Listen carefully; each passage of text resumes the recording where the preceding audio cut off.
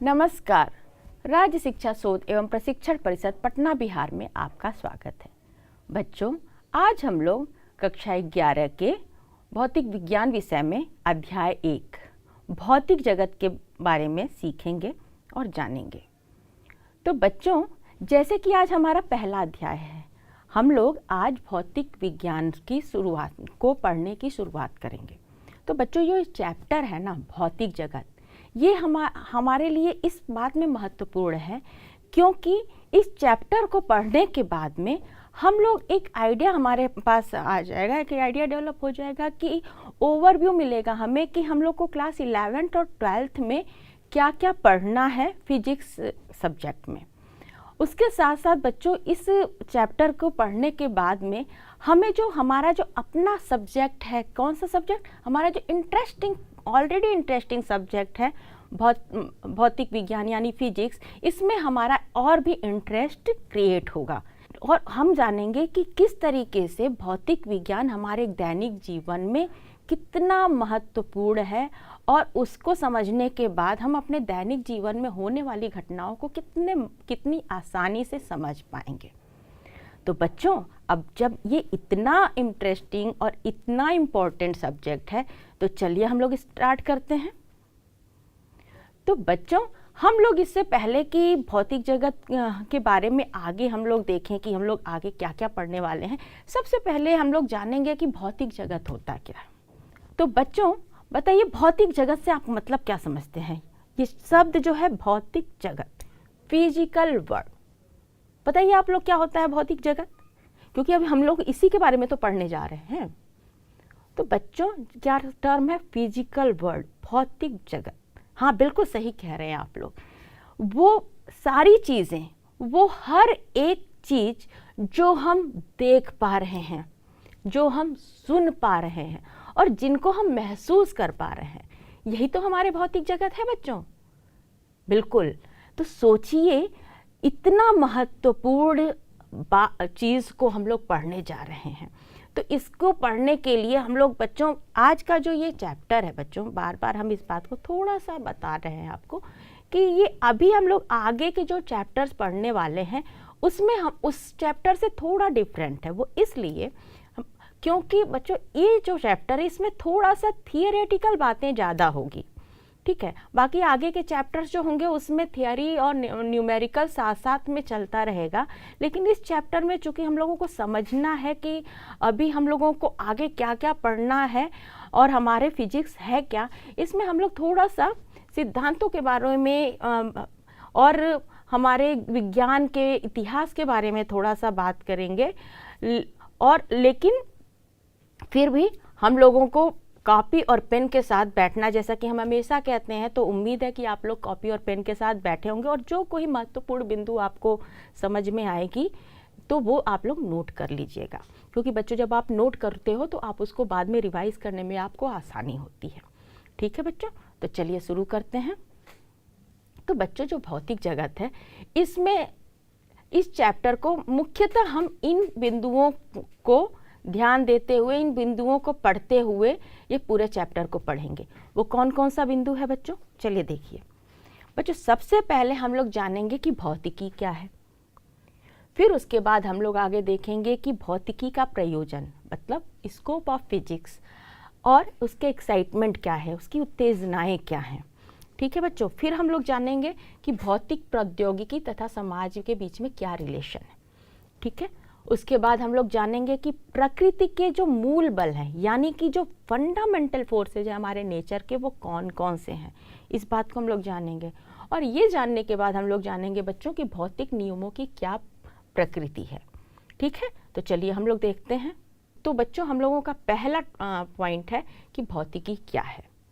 तो बच्चों, हमें इस बात को समझने के लिए कि भौतिकी क्या है, हम लोगों को सबसे पहले एक प्रश्न का जवाब देना होगा।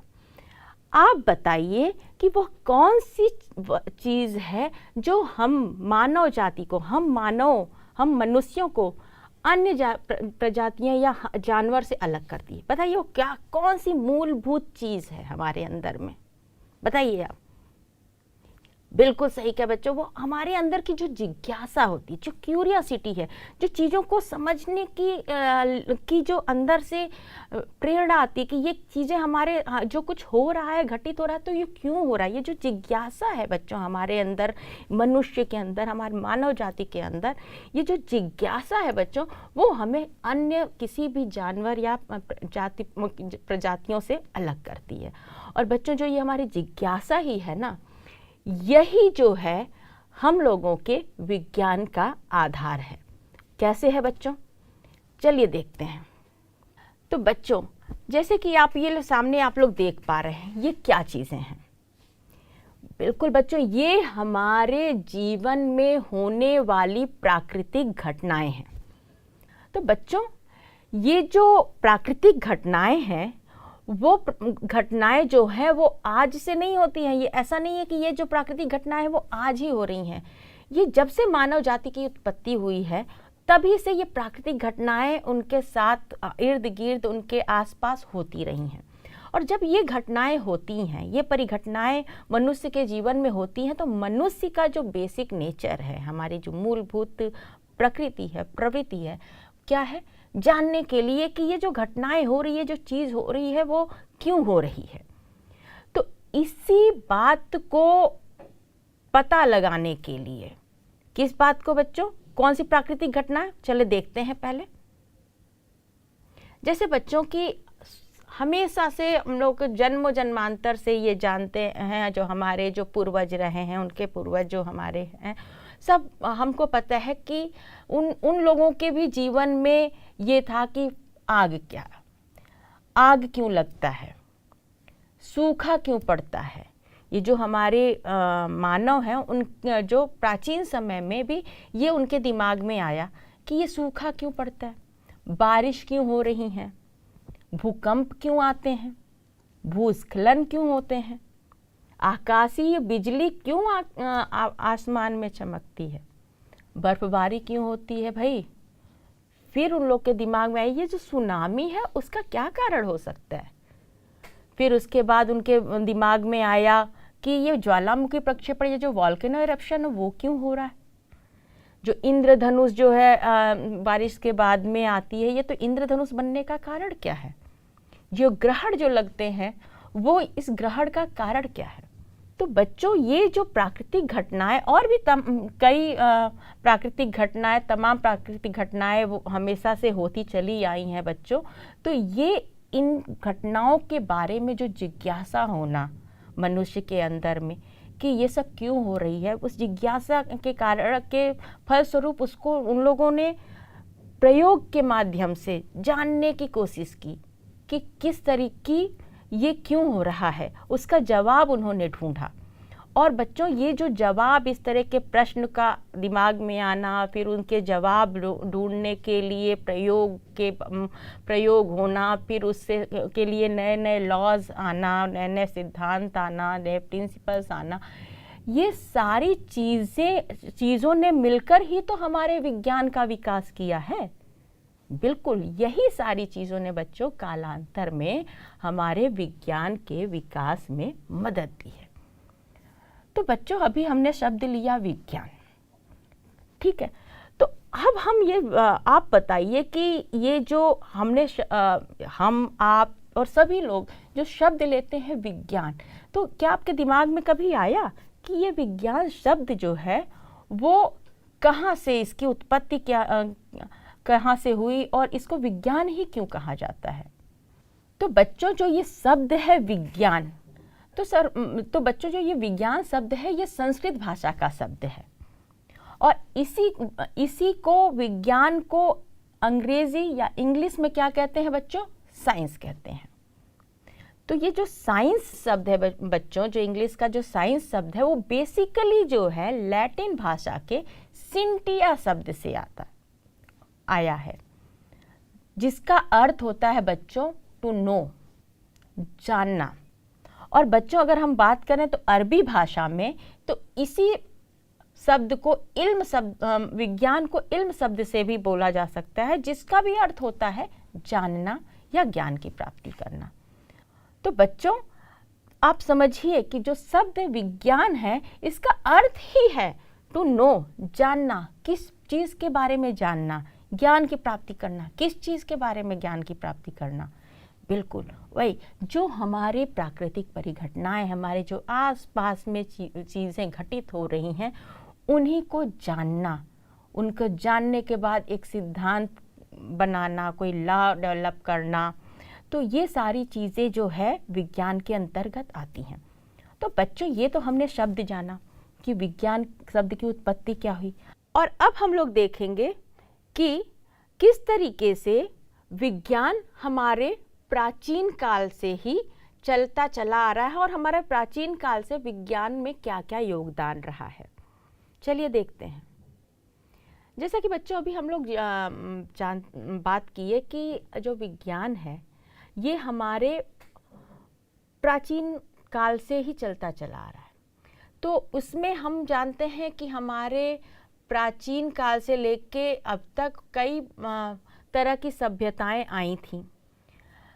उसमें जो है सबसे पुरानी सभ्यता थी मेसोपोटामिया की सभ्यता, फिर उसके बाद सिंधु सरस्वती की सभ्यता जो कि हमारे भारत की सभ्यता और फिर पाकिस्तान में भी के क्षेत्रों में भी थी वो, फिर मिस्र की सभ्यता, चीनी सभ्यता, ग्रीक सभ्यता, रोमन सभ्यता, बेबीलोनियन की सभ्यता, माया सभ्यता। बच्चों ये हम लोग ये जानने की कोशिश कर रहे हैं कि ये जो हमारा विज्ञान है वो प्राचीन काल में जब पुरानी सभ्यताएं जो है जन्म ली थी उसमें भी, उस समय भी विज्ञान में जो मानव थे उन्होंने अपना विज्ञान में योगदान दिया है। तो क्या क्या योगदान दिया है उस समय की सभ्यताओं में? हम लोग गणित के बारे में जाने, नगर निर्माण के बारे में जाने कि नगर का निर्माण कैसे होता है, पिरामिड के निर्माण कैसे किया जा सकता है, ज्योतिष शास्त्र क्या होता है, कैलेंडर क्या होता है, औषधि विज्ञान के क्षेत्र में और भी कई तरह की बातें हम लोगों ने उसी समय विज्ञान में के बारे में उस समय हमने जाना, और जो कि आज के विज्ञान में इन ज्ञान का योगदान रहा है। तो बच्चों अब हम लोग देखेंगे कि विज्ञान क्या है एवं तथाकथित वैज्ञानिक विधि क्या होती है। इट मीन्स कि what is science and what is so called scientific method. बच्चों जो परिभाषा है ये परिभाषा आपकी पाठ्यपुस्तक में भी दी गई है। तो इस परिभाषा को एक बार पढ़ते हैं और समझने की कोशिश करते हैं। तो बच्चों विज्ञान क्या है? तो विज्ञान प्राकृतिक परिघटनाओं को यथासंभव विस्तृत एवं गहनता से समझने के लिए किया जाने वाला सुव्यवस्थित प्रयास है, जिसमें इस प्रकार अर्जित ज्ञान का उपयोग परिघटनाओं के भविष्य कथन, संशोधन एवं नियंत्रण के लिए किया जाता है। तो बच्चों जैसा कि अभी आपने परिभाषा में पढ़ा कि विज्ञान क्या है? विज्ञान हमारे प्राकृतिक परिघटनाओं जो यानी कि हमारे जो इर्द गिर्द होने वाली प्रकृति में जो घटनाएं परिघटनाएं हैं उनकी विस्तृत और गहनता यानी एकदम इंटेंसिव स्टडी है कि इसके डिस्क्रिप्टिव और इंटेंसिव स्टडी की मतलब विस्तृत और गहनता से किया गया अध्ययन। लेकिन बच्चों ये जो अध्ययन किया जाता है वो किसी भी तरह से रैंडम नहीं किया जाता है, एक इसके पीछे एक मेथड होता है, एक सिस्टमैटिक प्रोसेस होता है, यानी कि एक व्यवस्थित ढंग से इस ज्ञान को हम लोग ढूंढ जानने की कोशिश करते हैं। उसमें भी एक मेथड होता है, एक प्रोसेस होता है।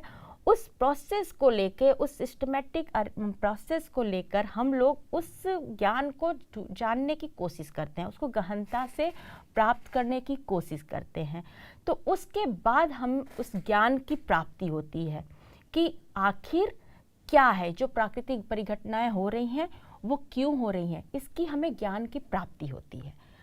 बच्चों इस ज्ञान की प्राप्ति के बाद में हम लोग उस ज्ञान के बेसिस पे हम लोग एक फ्यूचर प्रिडिक्शन कर सकते हैं, भविष्य कथन कर सकते हैं। तो बच्चों विज्ञान जैसा कि अभी हमने परिभाषा में पढ़ा कि विज्ञान किसी भी प्राकृतिक घटनाओं का विस्तृत और गहन अध्ययन है। तो बच्चों, जब कोई प्राकृतिक घटना होती है उसको एक व्यवस्था, और उसमें आपने परिभाषा में पढ़ा कि उसको व्यवस्थित रूप से समझने का अध्ययन है। यानी कि एक सिस्टमेटिक अटेम्प्ट होता है, एक सिस्टमेटिक व्यवस्थित रूप से हम लोग किसी भी परिघटना, जो प्राकृतिक परिघटना हो रहा है, उसको हम लोग विस्तृत तरीके से और गहनता से उसको समझने की कोशिश करते हैं कि ये क्यों हो रहा है। तो जो बच्चों ये क्यों हो रहा है, इसकी ज्ञान की हमको प्राप्ति जब हो जाती है, इसका पता जब चल जाता है कि ये क्यों हो रहा है, वही हमें जो ज्ञान है वही हमारा विज्ञान होता है। मतलब वो जो ज्ञान है उसकी मदद से हम लोग फ्यूचर प्रिडिक्ट कर सकते हैं, यानी कि भविष्य कथन कर सकते हैं। मतलब कि जैसे कि बच्चों एक उदाहरण के रूप में मान लीजिए कि जैसे हमने प्राकृतिक परिघटनाएं देखी कि कौन कौन सी प्राकृतिक परिघटनाएं हैं जो हमारे प्रकृति में होने वाली घटनाएं हैं, वो हमने देखी, तो उसका हमने कारण जाना। तो बच्चों इसी बेसिस पे, यही जो हमें इसका जब कारण पता चल जाता, ज्ञान पता हो जाता है, इसी बेसिस पे तो वेदर फोरकास्ट, यानी कि जो हमारा जो मौसम पूर्वानुमान होता है बच्चों, आप देखते होगा न्यूज़पेपर में भी, न्यूज़ में भी आता है कि एक पूर्वानुमान किया जाता है कि आज कितना टेम्परेचर रात में रहने वाला है, कब बारिश होने वाली है। ये होने से पहले ही इस बात को प्रिडिक्ट किया जा सकता है। उसी तरीके से हमें जो है मौसम उपग्रह के द्वारा ये पता चल जाता है कि किस क्षेत्र में कब कोई भी आंधी या तूफान आने वाला है, उसका एकदम एग्जैक्ट समय और स्थिति भी पता चल जाती है। किस पे? उस ज्ञान के उस बेसिस पे बच्चों, वो जो हमें नॉलेज हमको मिला है, जो आंकड़ों से हमें पता चला रहा है, जो विस्तृत अध्ययन के बाद हमें आंकड़ा मिला है, उसके बेसिस पे हमने जो ज्ञान प्राप्त किया उसके बेसिस पे हम फ्यूचर प्रिडिक्ट कर पाते हैं। कि फ्यूचर प्रिडिक्ट मतलब हम लोग पूर्व कथन कह सकते हैं कि भविष्य में क्या हो सकता है। और जब हमें भविष्य में की जानकारी हो जाती है कि हाँ यहाँ पे आंधी तूफान आने वाला है, तो उस हिसाब से हम अपना पहले से ही बचाव का तरीका अपनाते हैं। तो इस तरीके से बच्चों विज्ञान का हमारे दैनिक जीवन में कितना महत्व है, इसको समझने के लिए हम लोगों को इससे अच्छा एग्जाम्पल कुछ नहीं मिल सकता है। तो बच्चों इस तरीके से आपने देखा कि विज्ञान जो है एक हम लोग जो सिस्टमेटिक प्रोसेस है, तो ये जो मेथड है बच्चों, जो मेथड है जिससे हम विज्ञान कोई भी परिघटनाओं को समझते हैं, इसका एक पर्टिकुलर मेथड होता है जिसको हम लोग कहते हैं साइंटिफिक मेथड या वैज्ञानिक विधि। तो बच्चों अब हम लोग देखते हैं कि वैज्ञानिक विधि क्या होती है और उसमें कौन से स्टेप्स फॉलो होते हैं। चलिए देखते हैं बच्चों। जैसा कि हम देख पा रहे हैं कि वैज्ञानिक विधि में ये सारे स्टेप्स होते हैं। उसमें सबसे पहले होता है कि जो परिघटना होता है, कोई भी चीज़ जो हमारे आसपास होता है, उसका एक सिस्टमेटिक ऑब्जर्वेशन होता है, एक व्यवस्थित तरीके से उसका प्रयोग किया जाता है बच्चों, ठीक है, ऑब्जर्व किया जाता है। और उसके बेसिस पे हम लोग एक कंट्रोल्ड एक्सपेरिमेंट करते हैं, एक नियंत्रित प्रयोग करते हैं। उसके बाद उसके अगला स्टेप होता है कि उस परिघटनाओं का हम लोग गुणात्मक तथा मात्रात्मक विवेचना करते हैं, जिसको इंग्लिश में बच्चों क्वालिटेटिव एंड क्वांटिटेटिव रीजनिंग कहते हैं। उसके बाद में हम लोग उस जो भी परिघटना है उसकी कोई थियरी डेवलप करते हैं, कोई सिद्धांत बताते हैं कि ये परिघटना क्यों हो रही है या ये फिनोमिना क्यों हो रहा है। उसके बेसिस पे हम लोग फॉर्मूला डेवलप करते हैं बच्चों, जो कि हमारे गणितीय प्रतिरूपण के रूप में पता चलता है। तो बच्चों हम लोग उस फार्मूला के बेसिस पे जो है हम लोग नेक्स्ट स्टेप है उसका फ्यूचर प्रेडिक्शन, यानी कि हम लोग उस बेसिस पे भविष्य कथन कह सकते हैं, जैसा कि अभी हम लोग उदाहरण में देखें। फिर उस भविष्य कथन के बाद जो है हम लोग उस सिद्धांतों का सत्यापन या वेरिफिकेशन करते हैं, ठीक है बच्चों। तो जैसे कि आप देख पा रहे हैं कि ये सारे स्टेप्स फॉलो करने के बाद जो हमारा जो मेथड है विज्ञान को समझ, कोई भी लॉ या थियरी जो डेवलप होती है बच्चों, वो ऐसे ही डेवलप नहीं हो जाती है। तो बच्चों आप समझिए कि कोई भी जो फिनोमिना होता है उसके बेसिस पे जो हमारे लॉज या कोई भी प्रिंसिपल्स बनते हैं वो ऐसे ही नहीं बन जाते हैं, वो इतने स्टेप्स फॉलो होने के बाद, उसकी वेरिफिकेशन होने के बाद में हम लोग उसको फाइनलाइज करते हैं कि हाँ ये लॉ है, सही है या नहीं है। ठीक है बच्चों, तो फिर यानी कि हम इसको दूसरी भाषा में क्या कह सकते हैं बच्चों? हम ये कह सकते हैं कि जब कोई भी सिद्धांत और प्रयोग ही, कोई भी अगर हम सिद्धांत देते हैं बच्चों, उसके बाद उस सिद्धांत का प्रयोग करते हैं, तो उसके बाद ही हमारे विज्ञान का मूल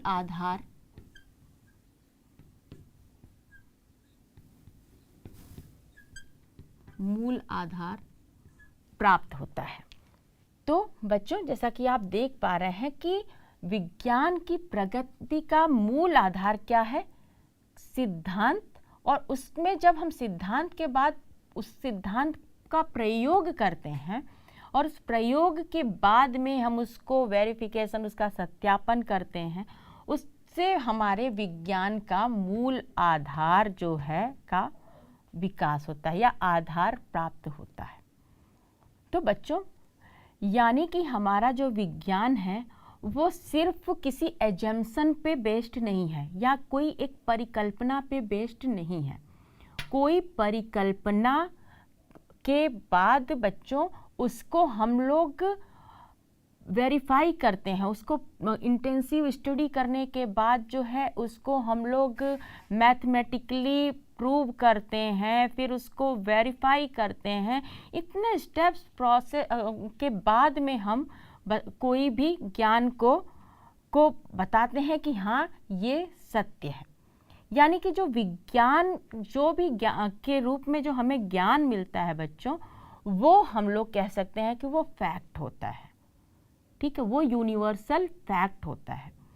लेकिन बच्चों ये जो फैक्ट है बच्चों, जो विज्ञान है, वो ऐसा नहीं होता है कि कोई भी ज्ञान आज जो है अगर कुछ ज्ञान हमें आज के दिन में मिला, उसमें संशोधन नहीं होता है, ऐसा नहीं होता है। आज हमने कुछ फाइंड किया, फिर हमारा जैसे जैसे विज्ञान का विकास होता चला जा रहा है, कल में हम इसमें थोड़ा सा इसमें कुछ चेंजेज आ सकता है, कुछ इसमें बदलाव आ सकते हैं कुछ नए ज्ञान के साथ, तो उसमें फिर वो ज्ञान जुड़ जाता है। तो फिर हमारे जो सिद्धांत भी उसमें जो है क्या होता है, कुछ चेंज हो जाता है, कुछ उसमें परिवर्तन हो जाता है, कुछ मैनिपुलेशन हो सकता है। तो जैसे जैसे हमारे, इसीलिए कहते हैं कि जिस तरीके से आगे जो है मनुष्य की जो खोजी प्रवृत्ति है, हमारे जो जिज्ञासाएं हैं कि और क्या हो सकता है, और क्या हो सकता है, तो हम लोग उसमें और भी गहनता से उस बात को समझने की कोशिश करते हैं और हम लोग फिर से उसके अंदर से और ज्ञान ढूंढ के लाते हैं जो हमारे पूर्व ज्ञान के ज्ञान में ऐड होके एक नई लॉज और थियरीज डेवलप करते हैं और फिर उसका वेरिफिकेशन होता है। तो बच्चों, आज की कक्षा में हम लोगों ने मुख्य रूप से देखा कि हमारा विज्ञान जो है वो आज का नहीं है, वो हमारे मानव सभ्यता के विकास के साथ ही विज्ञान में योगदान होता चला आ रहा है। फिर हमने जाना कि विज्ञान शब्द की उत्पत्ति क्या होती है, कैसे हुई, फिर हमने विज्ञान की परिभाषा को समझा, फिर हमने जानने की कोशिश की कि साइंटिफिक मेथड या वैज्ञानिक विधि क्या होती है, उसके कितने स्टेप्स होते हैं। फिर हमने देखा कि विज्ञान का मूल आधार होता है किसी भी सिद्धांत का प्रयोग करने के बाद जो हमको मिलता है वही विज्ञान का मूल आधार होता है। तो बच्चों, आज हमने इतना जाना। आगे की कक्षा में हम लोग भौतिक जगत के में और भी कुछ मुख्य बिंदु पे चर्चा करेंगे। तब तक आप लोग हंसते रहिए, मुस्कुराते रहिए और भौतिक विज्ञान का आनंद उठाते रहिए। फिर मिलेंगे। नमस्कार।